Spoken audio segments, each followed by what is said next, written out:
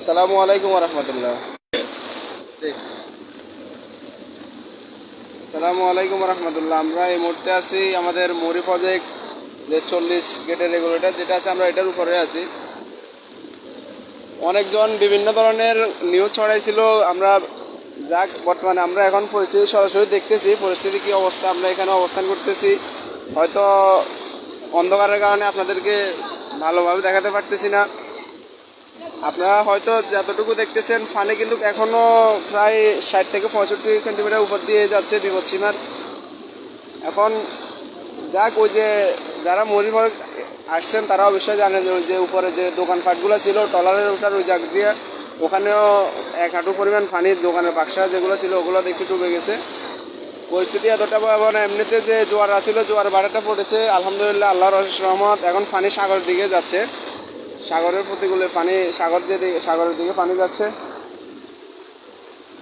আর বিশেষ করে কেউ গুজব ছড়াবেন না যে এইভাবে হচ্ছে পরিস্থিতি, এরকম এরকম। আপনারা আগে শিওর নিউজটা জানবেন, তারপর নিউজটা প্রকাশ করবেন। অনেক প্রকার রাত্রে থেকে গুজব ছড়ানো হয়েছে। আমরা ফেসবুকে যারা সামাজিক মাধ্যমে বিশেষ করে প্রবাসী বাইরে অ্যাক্টিভ রয়েছে, তারা কোনটা সত্য কোনটা মিথ্যা এটা বুঝতে পারতেছে না আমাদের গুজব ছড়ানোর কারণে। তো আমরা নিউজের সত্য মিথ্যা যাচাই না করে কেউ গুজব ছড়াবো না। যাই হোক, সবাই ফেনীবাসীর জন্য দোয়া করবেন। পরশুরাম ফুলগাজীর যে বন্যার পানিগুলো, এগুলো এখন ওদিক থেকে চাপ দিয়ে আসতেছে।